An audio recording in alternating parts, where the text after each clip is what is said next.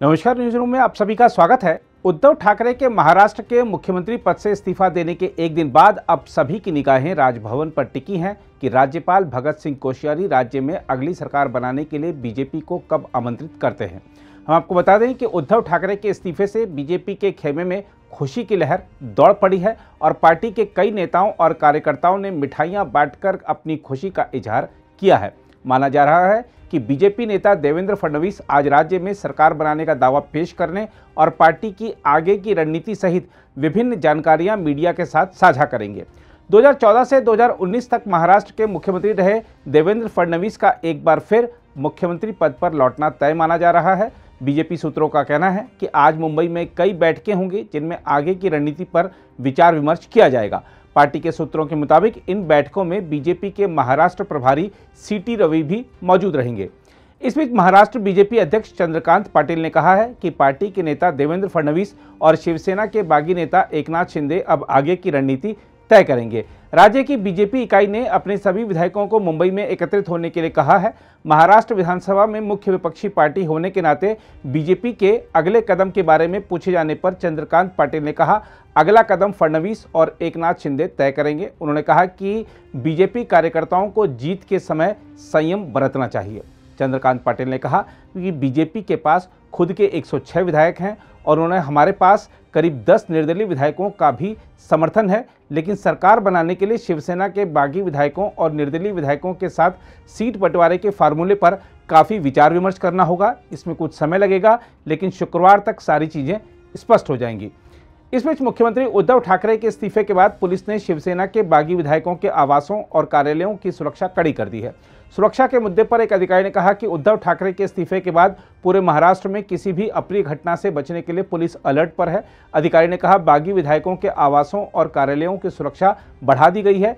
सभी महत्वपूर्ण स्थानों पर पुलिसकर्मियों और एसआरपीएफ को तैनात किया गया है। पुलिस को आशंका है कि शिवसेना के कार्यकर्ता पार्टी के बागी विधायकों के खिलाफ विरोध प्रदर्शन करने के लिए सड़कों पर उतरेंगे और उसी के अनुसार सुरक्षा कड़ी की गई है।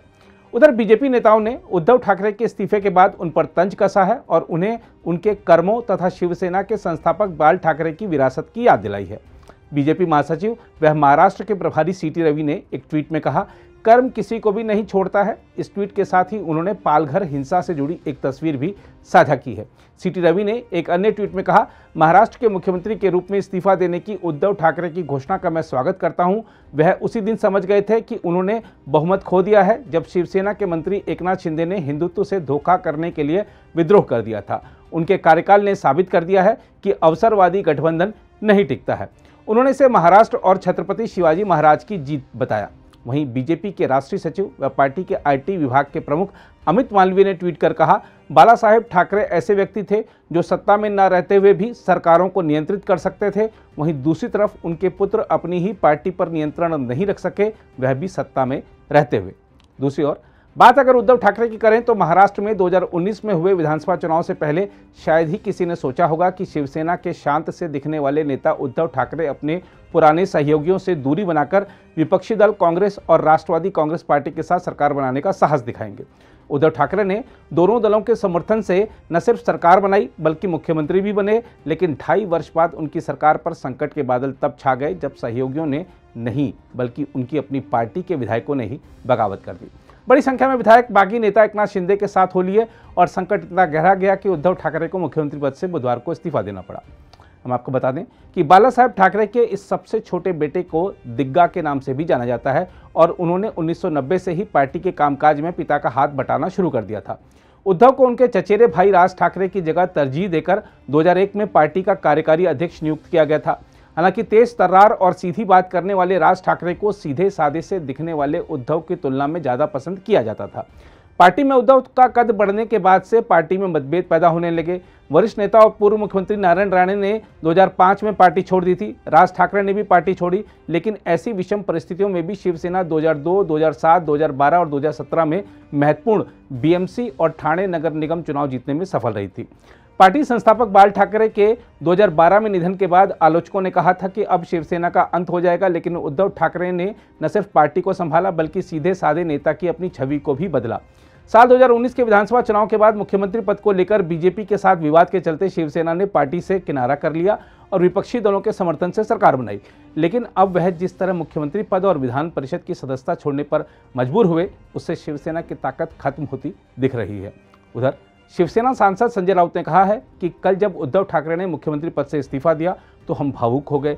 उन्होंने कहा कि उद्धव ठाकरे पर सभी को भरोसा है, हर जाति और धर्म के लोग उनका समर्थन करते हैं। सोनिया गांधी और शरद पवार को उन पर भरोसा है।